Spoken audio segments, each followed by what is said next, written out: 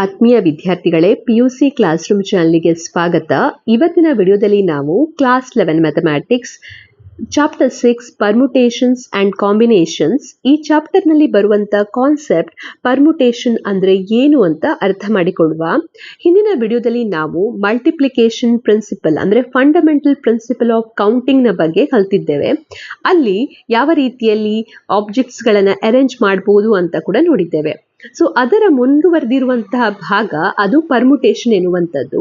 ಇಲ್ಲಿ ನಮಗೆ ಕೆಲವೊಂದು ಕಲೆಕ್ಷನ್ ಆಫ್ ಆಬ್ಜೆಕ್ಟ್ಸ್ ಗಳನ್ನ ಕೊಟ್ಟಿರ್ತಾರೆ, ಅದರಿಂದ ಕೆಲವೊಂದು ಆಬ್ಜೆಕ್ಟ್ಸ್ ಗಳನ್ನ ನಾವು ಅರೇಂಜ್ ಮಾಡೋದು, ಅದನ್ನ ನಾವು ಪರ್ಮುಟೇಷನ್ ಅಂತ ಹೇಳ್ತೇವೆ.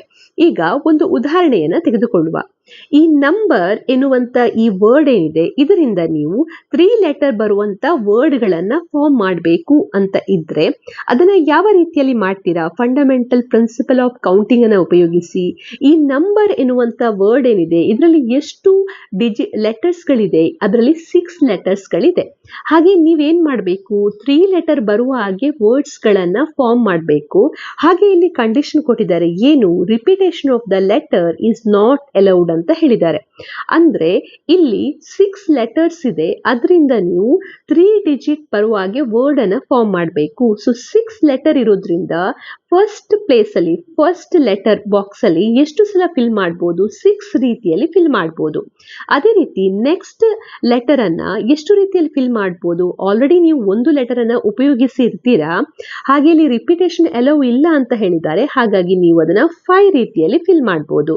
ನೆಕ್ಸ್ಟ್ ಥರ್ಡ್ ಲೆಟರ್ ಅನ್ನ ಯಾವ ರೀತಿಯಲ್ಲಿ ಫಿಲ್ ಮಾಡಬಹುದು? 4 ರೀತಿಯಲ್ಲಿ ಫಿಲ್ ಮಾಡಬಹುದು. ಯಾಕೆಂದ್ರೆ ಆಲ್ರೆಡಿ 2 ಲೆಟರ್ ಅನ್ನ ಉಪಯೋಗಿಸಿರ್ತೀರಾ. 6 - 2 ಅಂತ ಹೇಳಿದ್ರೆ 4. ಸೊ ನಮ್ಗೆ ಇಲ್ಲಿ ಉತ್ತರವಾಗಿ 6 × 5 × 4 ಎಷ್ಟು ಬರ್ತದೆ? 30 × 4 ಅಂತ ಹೇಳಿದ್ರೆ 120 ಎನ್ನುವಂತ ಉತ್ತರ ಬರ್ತದೆ. ಅಂದ್ರೆ ರಿಪಿಟೇಷನ್ ಅಲೌ ಇಲ್ಲ ಅಂತ ಆದ್ರೆ. ಒಂದು ವೇಳೆ ರಿಪಿಟೇಷನ್ ಅಲೌ ಇದೆ ಅಂತ ಹೇಳಿದ್ರೆ ಆಗ ನಾವು ಎಷ್ಟು ರೀತಿಯಲ್ಲಿ ಫಿಲ್ ಮಾಡಬಹುದು? ಈಗ ರಿಪಿಟೇಷನ್ ಅಲೌ ಇದೆ ಅಂತ ಹೇಳಿದ್ರೆ ಫಸ್ಟ್ ಲೆಟರ್ ಬಾಕ್ಸ್ ಅನ್ನ ನೀವು 6 ರೀತಿಯಲ್ಲಿ ಫಿಲ್ ಮಾಡಬಹುದು. ಎನ್ ಉಪಯೋಗಿಸಬಹುದು, ಯು ಉಪಯೋಗಿಸಬಹುದು, ಎಂ, ಬಿ, ಇ, ಆರ್ ಯಾವುದೇ ಲೆಟರ್ ಅನ್ನ ಉಪಯೋಗಿಸಬಹುದು. ನೆಕ್ಸ್ಟ್ ಸೆಕೆಂಡ್ ಬಾಕ್ಸ್ ಅನ್ನ ಕೂಡ 6 ರೀತಿಯಲ್ಲಿ ಫಿಲ್ ಮಾಡಬಹುದು. ಯಾಕೆಂದ್ರೆ ಒಂದು ಲೆಟರ್ ಅನ್ನ ನೀವು ಉಪಯೋಗಿಸಿದ್ರೆ ಅದನ್ನ ಪುನಃ ಕೂಡ ಉಪಯೋಗಿಸಬಹುದು. ರಿಪಿಟೇಷನ್ ಇಲ್ಲಿ ಅಲೌ ಇದೆ ಅಂತ ಕೊಟ್ಟಿದ್ದಾರೆ. ಹಾಗೆ ನೆಕ್ಸ್ಟ್ ಲಾಸ್ಟ್ ಲೆಟರ್ ಅನ್ನು ಕೂಡ 6 ರೀತಿಯಲ್ಲಿ ಫಿಲ್ ಮಾಡಬಹುದು. ಅಂದ್ರೆ ರಿಪಿಟೇಷನ್ ಇಲ್ಲಿ ಅಲೌ ಇದೆ ಅಂತ ಆದ್ರೆ ನಾವು ಟೋಟಲ್ ಆಗಿ 6 × 6 36, 36 × 6 ಅಂದ್ರೆ 216 ವೇಸ್ ಅಲ್ಲಿ ಇದನ್ನ ಫಿಲ್ ಮಾಡಬಹುದು. ಸೊ ಇದು ಏನು? Fundamental principle of counting. ನಾವು ಮಲ್ಟಿಪ್ಲಿಕೇಶನ್ ಪ್ರಿನ್ಸಿಪಲ್ ಅಂತ ಹೇಳ್ತೇವೆ, ಅದನ್ನ ಹಿಂದಿನ ವಿಡಿಯೋದಲ್ಲಿ ನೋಡಿದ್ದೇವೆ. ಅದೇ ಕಾನ್ಸೆಪ್ಟ್ ಅನ್ನ ಸ್ವಲ್ಪ ಇಲ್ಲಿ ಆಡ್ ಮಾಡಿ ಚೇಂಜಸ್ ಮಾಡಿರುವಂತದ್ದು, ಅದನ್ನ ನಾವು ಪರ್ಮುಟೇಷನ್ ಅಂತ ಹೇಳ್ತೇವೆ. ಸೊ ಪರ್ಮುಟೇಷನ್ ಅಲ್ಲಿ ಏನ್ ಮಾಡ್ತೇವೆ ಅಂದ್ರೆ ನಾವು ನಮ್ಗೆ ಕಲೆಕ್ಷನ್ ಆಫ್ ಆಬ್ಜೆಕ್ಟ್ಸ್ ಅನ್ನ ಕೊಟ್ಟಿರ್ತಾರೆ, ಆ ಕಲೆಕ್ಷನ್ ಆಫ್ ಆಬ್ಜೆಕ್ಟ್ಸ್ ಇಂದ ಕೆಲವೊಂದು ಆಬ್ಜೆಕ್ಟ್ಸ್ ಗಳನ್ನ ನಾವು ಅರೇಂಜ್ ಮಾಡ್ತೇವೆ. So permutation is an arrangement in a definite order of a number of objects taken or all at a time. ಅದನ್ನ ನಾವು permutation ಅಂತ ಹೇಳ್ತೇವೆ. ಸೊ ಈ ಪರ್ಮುಟೇಷನ್ ಅನ್ನ ಎಕ್ಸ್ಪ್ಲೇನ್ ಮಾಡ್ಲಿಕ್ಕೆ ಇಲ್ಲಿ ಕೆಲವೊಂದು ಫಾರ್ಮುಲಾಸ್ ಗಳನ್ನ ಕೊಟ್ಟಿದ್ದಾರೆ, ಅಂದ್ರೆ ಜನರಲ್ ಆಗಿರುವಂತ ಫಾರ್ಮುಲಾವನ್ನ ಕೊಟ್ಟಿದ್ದಾರೆ. ಈ ಫಾರ್ಮುಲಾವನ್ನ ಯಾವ ರೀತಿಯಲ್ಲಿ ಕೊಟ್ಟಿದ್ದಾರೆ ಅಂತ ನೋಡುವ. ಈಗ ಉದಾಹರಣೆಗೆ ನಾವು ಮೇಲ್ಗಡೆ ಒಂದು ಉದಾಹರಣೆಯನ್ನು ತೆಗೆದುಕೊಂಡಿದ್ದೆವು. ಅದರಲ್ಲಿ ಏನ್ ತೆಗೆದುಕೊಂಡಿದ್ದೆವು? ನಂಬರ್ ಎನ್ನುವಂತ ಒಂದು ವರ್ಡ್ ಅನ್ನ ತೆಗೆದುಕೊಂಡಿದ್ದೇವೆ. ನಂಬರ್ ಎನ್ನುವಂತ ವರ್ಡ್, ಇದರಲ್ಲಿ ಎಷ್ಟು ಡಿಜಿಟ್ಸ್ ಇದೆ? ಎಷ್ಟು ಲೆಟರ್ಸ್ ಇದೆ? 6 ಲೆಟರ್ಸ್ ಇದೆ. ಹಾಗೆ ನಾವು 3 ಲೆಟರ್ಸ್ ಇರುವಂತ ವರ್ಡ್ ಅನ್ನ ಫಾರ್ಮ್ ಮಾಡಬೇಕಿತ್ತು, ರಿಪಿಟೇಷನ್ ಇಲ್ಲದೆ. ಸೊ ರಿಪಿಟೇಷನ್ ಇಲ್ಲ ಅಂತ ಹೇಳಿದ್ರೆ 6 × 5 × 4 ಅಂತ ನಾವು ಬರೆದಿದ್ದೇವೆ. ಸೊ ಇಲ್ಲಿರುವ ಟೋಟಲ್ ಲೆಟರ್ಸ್ ಎಷ್ಟು? 6 ಅಂದ್ರೆ n = 6 ಅಂತ ತೆಗೆದುಕೊಳ್ಬಹುದು. ಹಾಗೆ ನಾವು ಎಷ್ಟು ಲೆಟರ್ ಇದು ವರ್ಡ್ ಅನ್ನ ಫಾರ್ಮ್ ಮಾಡಬೇಕು? 3 ಲೆಟರ್ ಇದು ವರ್ಡ್ ಅನ್ನ ಫಾರ್ಮ್ ಮಾಡಬೇಕು. ಸೊ ಇದನ್ನ ನಾವು r ಅಂತ ತೆಗೆದುಕೊಳ್ಬಹುದು. ಸೊ ಟೋಟಲ್ ಅವೈಲೇಬಲ್ ಇರುವಂತಹ ಲೆಟರ್ಸ್ ಏನಿದೆ ಅದು n. ಹಾಗೆ ಅದರಿಂದ ನಾವು ಎಷ್ಟನ್ನ ಚೂಸ್ ಮಾಡಬೇಕು? ಅದು r. ಈ ಎಕ್ಸಾಂಪಲ್ ಅಲ್ಲಿ n ಅಂದ್ರೆ 6, ಹಾಗೆ r ಅಂದ್ರೆ ನಾವು 3 ಅಂತ ತೆಗೆದುಕೊಳ್ಬಹುದು. ಸೊ ಇಲ್ಲಿ ಈ ರೀತಿಯಲ್ಲಿ ನಾವು ರಿಪಿಟೇಷನ್ ಎಲೋ ಇಲ್ಲ ಅಂತಾದ್ರೆ ಈ ರೀತಿಯಲ್ಲಿ ನಮಗೆ ಆನ್ಸರ್ ಸಿಕ್ಕಿತ್ತು ಮೇಲ್ಗಡೆ. ಸೊ ಈ 6 ಅನ್ನ ನಾವು ಏನಂತ ಬರೀಬಹುದು, ಎನ್ ಅಂತ ಬರೀಬಹುದು.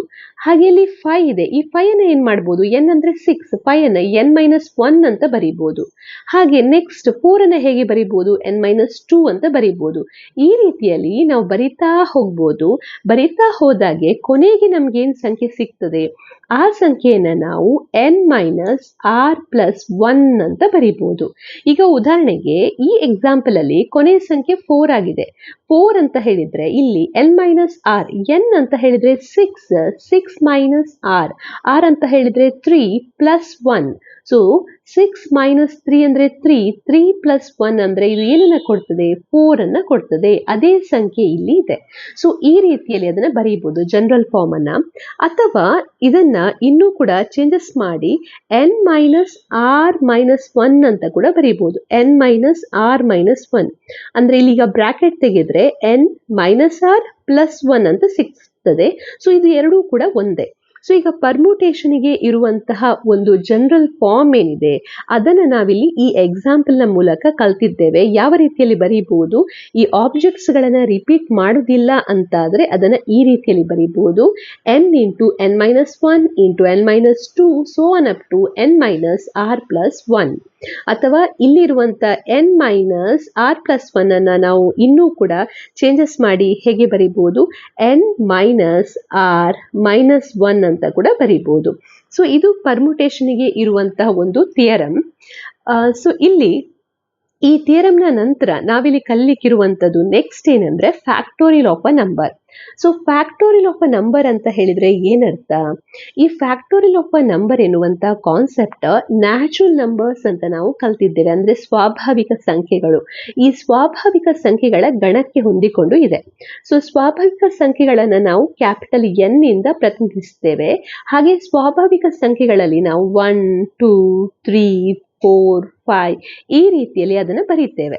ಸೊ ಫ್ಯಾಕ್ಟೋರಿಯಲ್ ಅಂತ ಹೇಳಿದ್ರೆ product of first n natural numbers. Product of first n natural numbers ಅನ್ನ ನಾವು ಏನಂತ ಹೇಳ್ತೇವೆ, ಇದನ್ನ ಫ್ಯಾಕ್ಟೋರಿಯಲ್ ಅಂತ ಹೇಳ್ತೇವೆ. ಹಾಗೆ ಇದನ್ನ ಡಿನೋಟ್ ಮಾಡ್ಲಿಕ್ಕೆ ನಾವು n ಅನ್ನು ಉಪಯೋಗಿಸಿ ಈ ರೀತಿಯ ಸಿಂಬಲ್ಸ್ ಅನ್ನ ಹಾಕ್ತೇವೆ. ಇದರ ಅರ್ಥ n ಫ್ಯಾಕ್ಟೋರಿಯಲ್ ಅಂತ ಅರ್ಥ. ಸೊ ಈ n ಫ್ಯಾಕ್ಟೋರಿಯಲ್ ಅಂದ್ರೆ ಏನು, ಇದನ್ನ ನಾವು ಬಿಡಿಸಿ ಹೀಗೆ ಬರೀಬಹುದು. ಸೊ n ಫ್ಯಾಕ್ಟೋರಿಯಲ್ ಅಂತ ಹೇಳಿದ್ರೆ ಏನರ್ಥ, 1 × 2 × 3 × so on up to n-1 × n ಅಂತ ಅರ್ಥ. ಸೊ ಈಗ ಉದಾಹರಣೆಗೆ ಫಾರ್ ಎಕ್ಸಾಂಪಲ್ ನೀವು n ಅಂತ ಹೇಳಿದ್ರೆ 5 ಅಂತ ತೆಗೆದುಕೊಂಡ್ರೆ ಹೇಗೆ ಬರೀತೀರಾ, 1 × 2 × 3 × 4 × 5 ಅಂತ ಬರೀತೀರಾ. ಸೊ ಕೊನೆಗೆ ಇಲ್ಲಿ ಬರುವಂತದ್ದು ಏನು, ಇದು n ಆದ್ರೆ ಕೊನೆಗೆ ಇಲ್ಲಿ ಬರುವಂತದ್ದು n. ನೆಕ್ಸ್ಟ್ ಅದಕ್ಕಿಂತ ಮೊದಲಿಲ್ಲಿ 4 ಇದೆ ಅಂದ್ರೆ ಇದು n-1. ಸೊ ಆ ರೀತಿಯಲ್ಲಿ ಇದರ ಜನರಲ್ ಫಾರ್ಮ್ ಅನ್ನ ನಮ್ಗೆ ಇಲ್ಲಿ ಕೊಟ್ಟಿದ್ದಾರೆ. ಇದನ್ನ ನಾವು ಫ್ಯಾಕ್ಟೋರಿಯಲ್ ಅಂತ ಹೇಳ್ತೇವೆ. ಸೊ ಯಾವುದೇ ಸಂಖ್ಯೆಯ ಫ್ಯಾಕ್ಟೋರಿಯಲ್ ಅನ್ನ ನಾವು ಫೈಂಡ್ ಔಟ್ ಮಾಡಬಹುದು. ತುಂಬಾನೇ ಈಸಿ ಇದೆ ಫ್ಯಾಕ್ಟೋರಿಯಲ್ ಅನ್ನ ಫೈಂಡ್ ಔಟ್ ಮಾಡೋದು. ಹಾಗೆ ಫ್ಯಾಕ್ಟೋರಿಯಲ್ ಅನ್ನ ಫೈಂಡ್ ಔಟ್ ಮಾಡುವಾಗ ನಾವು ಅದರ ಮುಂದಿನ ಸಂಖ್ಯೆಯ ಫ್ಯಾಕ್ಟೋರಿಯಲ್ ಅನ್ನು ಕೂಡ ಫೈಂಡ್ ಔಟ್ ಮಾಡ್ಲಿಕ್ಕೆ ಆಗ್ತದೆ. ಈಗ ಉದಾಹರಣೆಗೆ 5 ಫ್ಯಾಕ್ಟೋರಿಯಲ್ ಅಂತ ಇದ್ರೆ ಅದನ್ನು ನೀವು 1 × 2 × 3 × 4 × 5 ಅಂತ ಕೂಡ ಬರೀಬಹುದು.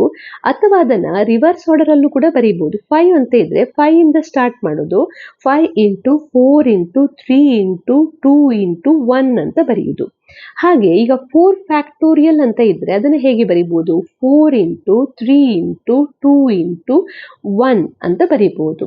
ಸೊ ಈ ರೀತಿಯಲ್ಲಿ ಯಾವುದೇ ಒಂದು ಸಂಖ್ಯೆಯ ಫ್ಯಾಕ್ಟೋರಿಯಲ್ ಅನ್ನ ನಾವಿಲ್ಲಿ ಕಂಡುಹಿಡಿಬಹುದು. ಹಾಗೆ ಇಲ್ಲಿ 5 ಫ್ಯಾಕ್ಟೋರಿಯಲ್ ಅಂತ ನಾನು ತೆಗೆದುಕೊಂಡಿದ್ದೇನೆ. ಅದನ್ನ ನಾವು ಇನ್ನೊಂದು ಫ್ಯಾಕ್ಟೋರಿಯಲ್ ಫಾರ್ಮ್ ಅಲ್ಲಿ ಕೂಡ ಬರೀಬಹುದು. ಈಗ 4 × 3 × 2 × 1 ಅಂತ ಹೇಳಿದ್ರೆ ಎಷ್ಟನೇ ಫ್ಯಾಕ್ಟೋರಿಯಲ್, ಅದು 4 ಫ್ಯಾಕ್ಟೋರಿಯಲ್. ಸೊ 5 × 4 ಫ್ಯಾಕ್ಟೋರಿಯಲ್ ಅಂತ ಕೂಡ ಬರೀಬಹುದು ನಾವು. ಹಾಗೆ ಇನ್ನು ಕೂಡ ಇದನ್ನು ವಿಸ್ತರಿಸಬಹುದು. ಈಗ 5 × ಇದನ್ನ 4 ಫ್ಯಾಕ್ಟೋರಿಯಲ್ ಅನ್ನ ಹೇಗೆ ಬರೀಬಹುದು, 4 × 3 ಫ್ಯಾಕ್ಟೋರಿಯಲ್ ಅಂತ ಕೂಡ ಬರೀಬಹುದು. ಯಾಕೆಂದ್ರೆ ನೆಕ್ಸ್ಟ್ ಬರುವಂತದ್ದು ಯಾವುದು, 3 × 2 × 1. ಸೊ ಇದು ಫ್ಯಾಕ್ಟೋರಿಯಲ್ಗೆ ಹೊಂದಿಕೊಂಡು ಇರುವಂತಹ ರೂಲ್. ಸೊ ಅದನ್ನ ಇಲ್ಲಿ ಕೊಟ್ಟಿದ್ದಾರೆ, ನೀವು ಇಲ್ಲಿ ಗಮನಿಸಬಹುದು. ನಾನು ಬರೆದಿರುವಂತದ್ದು ಈಗ n ಫ್ಯಾಕ್ಟೋರಿಯಲ್ ಅಂದ್ರೆ n = 5 ಆದ್ರೆ 5 × 4 ಫ್ಯಾಕ್ಟೋರಿಯಲ್ ಅಂತ ಬರೀತೇವೆ. ಅಂದ್ರೆ ಒಂದು ಕಡಿಮೆ ಇಲ್ಲಿ. ಸೊ n ಫ್ಯಾಕ್ಟೋರಿಯಲ್ ಅಂದ್ರೆ n × n-1 ಫ್ಯಾಕ್ಟೋರಿಯಲ್ ಅಂತ ಬರೀತೇವೆ. ಹಾಗೆ ಇಲ್ಲಿ 5 ಇಂಟು 4 ಇಂಟು 3 ಫ್ಯಾಕ್ಟೋರಿಯಲ್ ಅಂತ ಬರೀತೀವಿ. ಇದು n ಆದರೆ ಇದು n-1 ಆಗ್ತದೆ, ಹಾಗೆ ಇದು n-2 ಫ್ಯಾಕ್ಟೋರಿಯಲ್ ಆಗ್ತದೆ. ಸೊ ಅದನ್ನೇ ಇಲ್ಲಿ ಕೊಟ್ಟಿದ್ದಾರೆ. ಈ ರೀತಿಯಲ್ಲಿ ನೀವು ಇದರ ಜನರಲ್ ಫಾರ್ಮ್ ಅನ್ನು ಬರೀಬಹುದು, ಈ factorial of a number. Next ನಾವು ಮುಂದಿನ ವಿಡಿಯೋದಲ್ಲಿ ಇದಕ್ಕೆ ಹೊಂದಿಕೊಂಡಿರುವಂತಹ ಕೆಲವೊಂದು ಪ್ರಾಬ್ಲಮ್ಸ್ಗಳನ್ನು ಸಾಲ್ವ್ ಮಾಡುವ.